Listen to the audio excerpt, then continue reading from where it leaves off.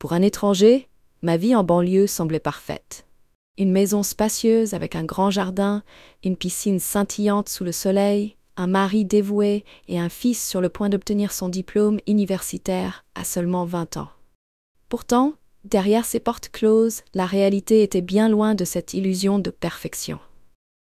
Mon mari Dom consacrait la majorité de son temps à son travail, et lorsqu'il rentrait enfin à la maison, il restait fixé sur son téléphone ou la télévision. L'intimité qui nous unissait autrefois s'était fanée avec le temps, me laissant invisible dans ma propre relation. Un samedi après-midi, au début de l'été, j'ai réellement pris conscience de Marcus. Il était le meilleur ami de Joran, mon fils, un jeune homme courtois et sûr de lui qui nous rendait visite depuis plusieurs mois. Jusqu'à ce jour-là, je ne lui avais jamais accordé beaucoup d'attention, mais tout a changé. Joran l'avait invité à venir nager dans notre piscine. À travers la porte-fenêtre de la cuisine, je les ai aperçus. Marcus se tenait au bord de l'eau, son corps athlétique scintillant sous le soleil brûlant de midi. Élancé et musclé, sa peau sombre était lisse et impeccable. Il a plongé avec grâce, émergeant avec un sourire révélant des dents parfaitement blanches. Pendant un court instant, mon regard est resté captivé. Ce n'était pas seulement son apparence qui m'attirait, mais aussi sa confiance en lui, son assurance, un contraste frappant avec la lassitude et la distance de mon mari. Une sensation étrange s'est éveillée en moi, une sensation que je n'avais pas ressentie depuis longtemps. Je l'ai chassée rapidement, me concentrant sur la vaisselle, mais mes pensées revenaient sans cesse à lui. Dans les semaines qui ont suivi, Marcus est venu chez nous de plus en plus souvent. Lui et Joran passaient des heures dans le garage à jouer aux jeux vidéo ou se détendaient au bord de la piscine. Chaque fois qu'il était à proximité, je devenais hyper consciente de sa présence. Un après-midi, alors que Joran était parti faire des courses, Marcus est entré dans la cuisine pour se servir un verre d'eau. J'étais en train de préparer le dîner, quand sa voix grave m'a prise au dépourvu. « Madame Blake, puis-je prendre un verre d'eau ?»« Bien sûr, Marcus, » ai-je répondu en essayant de garder un ton décontracté. « Tu peux m'appeler Amanda. » Il m'a offert un sourire éclatant. « Merci, Amanda. » Alors qu'il tendait la main vers un verre, nos doigts se sont effleurés. Un contact furtif, mais un frisson électrique m'a traversé. Je me suis immédiatement reculée, espérant qu'il n'avait pas remarqué la façon dont mon souffle s'était brièvement suspendu. « Désolé pour ça, a-t-il dit en riant légèrement. « Ce n'est rien, ai-je murmuré, les joues en feu. Dès qu'il a quitté la cuisine, je me suis appuyée contre le comptoir, tentant de calmer le tumulte dans mon esprit. Que m'arrivait-il? J'étais une femme mariée dans la quarantaine, rougissant comme une adolescente face à un garçon 2 fois plus jeune que moi. Cette nuit-là, alors que tout le monde dormait, je me suis retrouvée seule au bord de la piscine.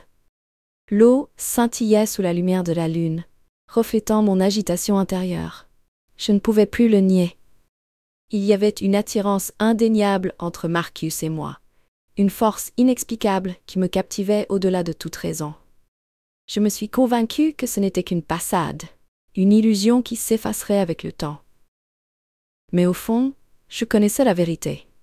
La façon dont il m'avait regardée plus tôt dans la journée, ce n'était pas mon imagination. Il y avait quelque chose entre nous. J'ai essayé d'ignorer ces émotions, de les enterrer sous la routine de ma vie quotidienne, mais Marcus rendait cela impossible. Chaque coin de ma maison semblait imprégné de sa présence. Son rire résonnait encore longtemps après son départ, et son parfum restait suspendu dans l'air. Une semaine s'est écoulée depuis cette nuit au bord de la piscine, puis tout a basculé.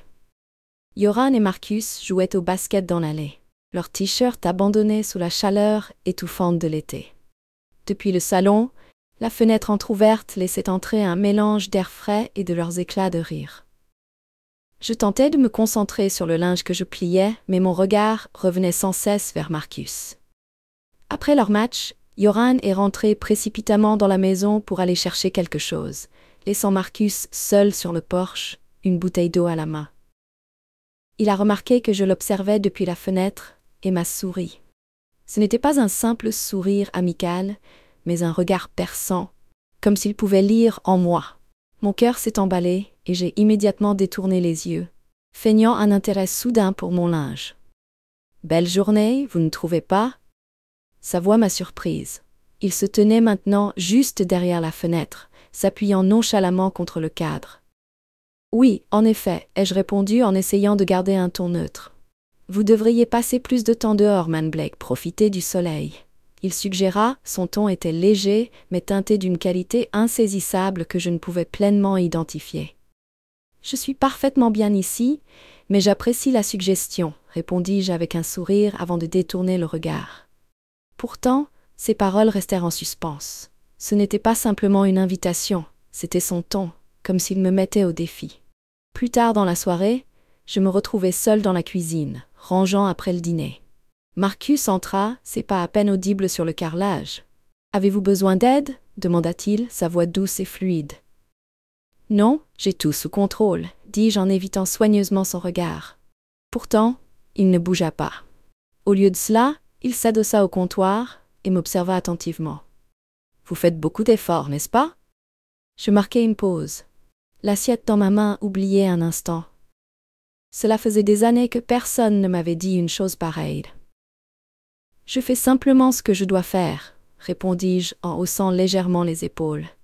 « Peut-être qu'il est temps que quelqu'un prenne soin de vous, pour une fois, » ajouta-t-il en plongeant son regard dans le mien. Mon souffle se coupa une fois de plus. Il y avait cette étincelle, cette tension silencieuse entre nous. Je savais que je devais me détourner, prononcer quelques mots pour clore cette conversation. Mais j'en étais incapable.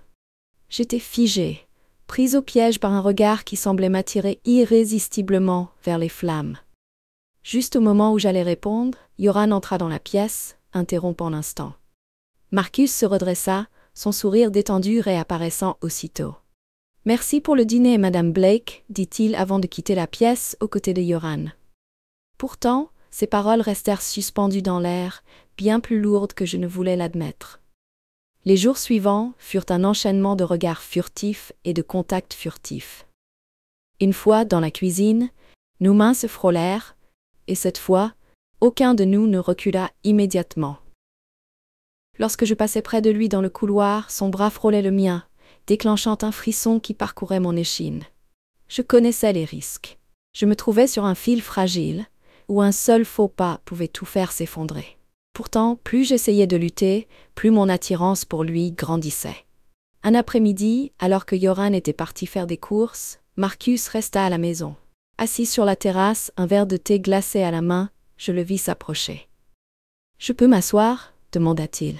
« Absolument pas » répondis-je, tentant de masquer mon trouble par un ton désinvolte. Nous restâmes un moment en silence, n'entendant que le chant des oiseaux et le bourdonnement lointain de la circulation. Puis, il tourna son regard vers moi. « Vous agissez différemment ces derniers temps. Tout va bien ?» Je marquai une pause, incertaine de ma réponse. « J'ai simplement beaucoup de choses en tête, » finis-je par murmurer. « Si je peux faire quoi que ce soit. » Sa voix s'éteignit, mais le message était limpide.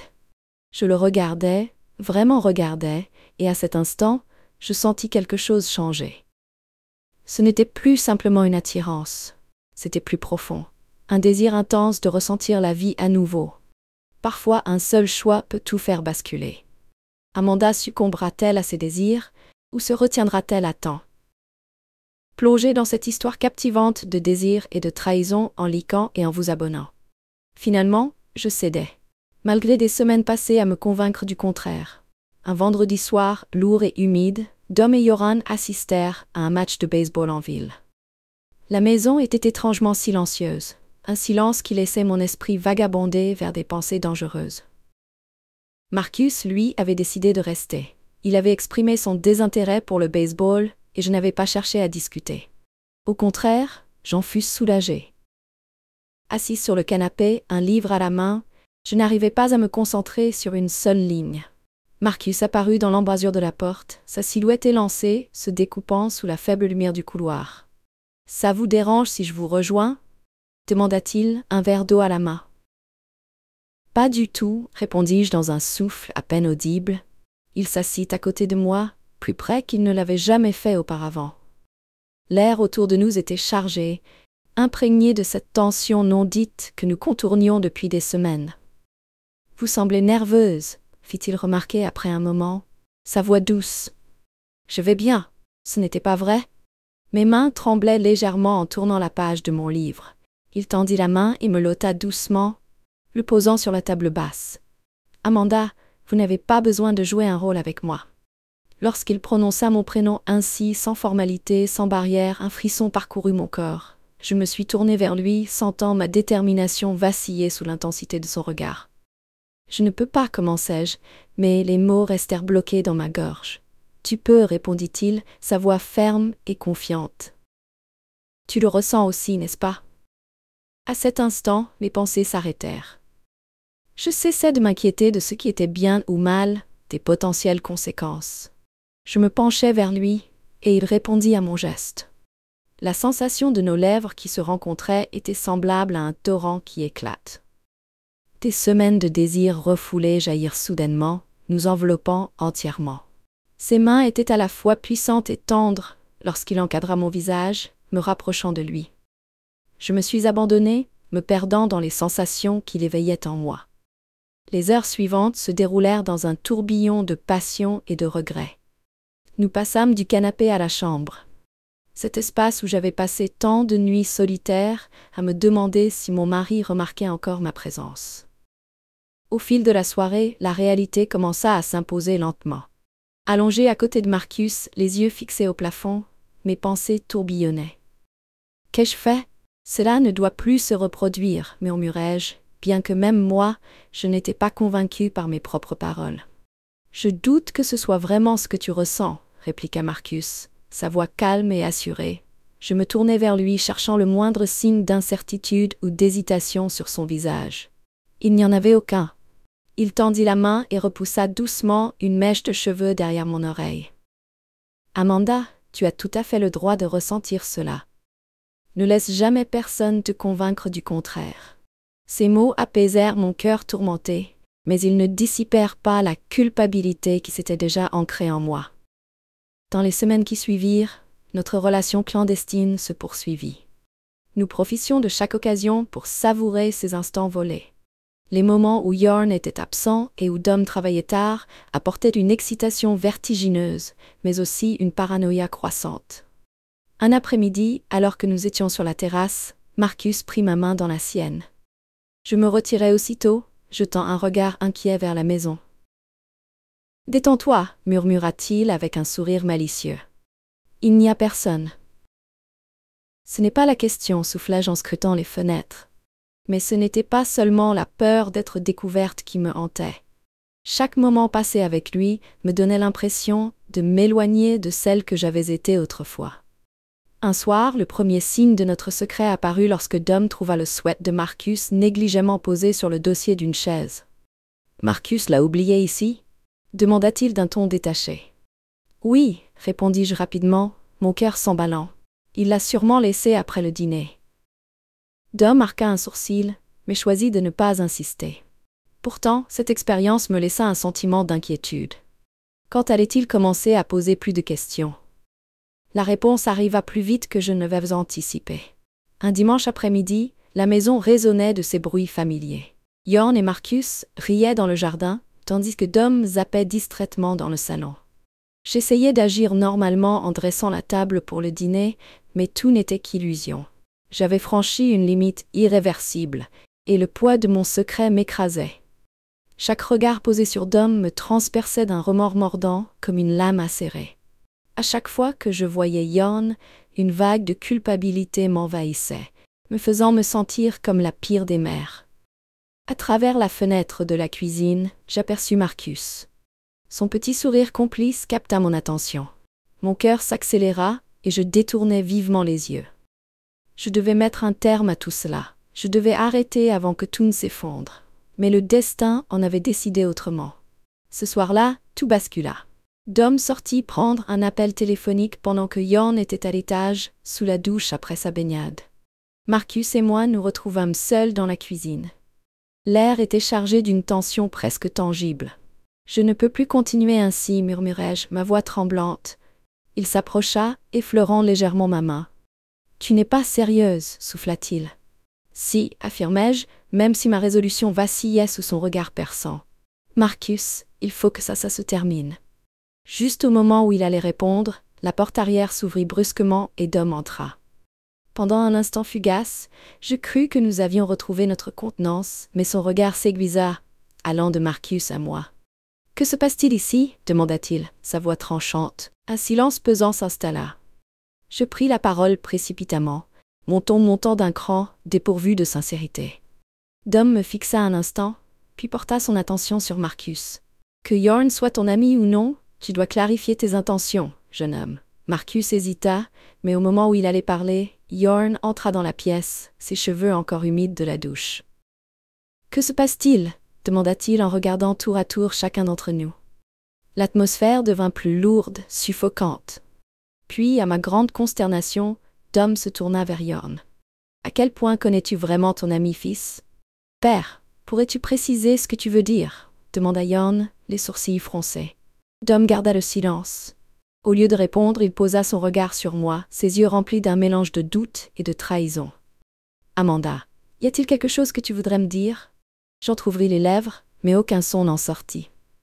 La vérité se débattait en moi, cherchant à émerger, mais je me trouvais incapable de la formuler. Finalement, ce fut Marcus qui brisa le silence. « Monsieur Blake, je pense qu'il y a eu un malentendu. »« Sois honnête avec moi » hurla Dom, en frappant violemment le comptoir. Le chaos éclata dans la pièce. Jorn cherchait à comprendre, tandis que Marcus tentait d'expliquer. Dom, lui, dirigea sa colère vers moi. Quand enfin le tumulte s'apaisa, la vérité éclata. Jorn quitta la maison en trombe, son visage mêlant choc et colère. Marcus partit peu après, son assurance habituelle éclipsée par un sentiment de honte. Dans la cuisine, il ne restait plus que Dom et moi, entourés par le bourdonnement silencieux du soir. Un silence si oppressant qu'il semblait tangible. « Depuis combien de temps » finit-il par demander, sa voix creuse, dénuée d'émotion. Je n'osais pas le regarder. « Quelques semaines » avouai-je à peine dans un murmure. Il laissa échapper un rire amer, passant une main nerveuse dans ses cheveux. « Quelques semaines » avec le meilleur ami de notre fils. « Mais à quoi pensais-tu, Amanda ?»« Je ne pensais pas » protestai-je, les larmes dévalant mes joues. La solitude m'avait envahi. « Dom, tu étais si distant. »« Ne cherche même pas à me rejeter la faute » rétorqua-t-il violemment. « C'était ton choix, pas le mien. » Puis il s'éloigna, me laissant seule avec mon remords et mon chagrin. Les conséquences étaient terrifiantes. Jorn s'éloigna de moi, et Dom se réfugia dans la chambre d'amis. La maison était devenue un champ de bataille où chaque échange était chargé de colère et de douleur. Marcus ne revint plus, et je ne pouvais lui en vouloir. Son amitié avec Jorn était brisée, et la réconciliation avec ma famille me paraissait impossible. Je passais mes journées à essayer de reconstruire les morceaux de ma vie, mais le mal était fait. La confiance, une fois brisée, devient une chose presque impossible à réparer. Des mois plus tard, je fais encore face aux conséquences de mes actes. Dom et moi suivons une thérapie, mais rien ne garantit que notre mariage survivra. Jorn commence à me pardonner, mais notre relation restera à jamais changée. Quant à Marcus, il a tourné la page. Un jour, dans un café, nos regards se croisèrent brièvement. Un échange maladroit, puis il détourna les yeux et s'en alla. J'ai appris une leçon précieuse. Un seul instant d'égarement peut détruire des années de confiance. La vie regorge de choix, certains ayant le pouvoir de tout bouleverser. Si vous souhaitez découvrir d'autres récits captivants et bouleversants comme celui-ci, n'oubliez pas d'aimer et de vous abonner. Une nouvelle histoire vous attend, prête à être dévoilée.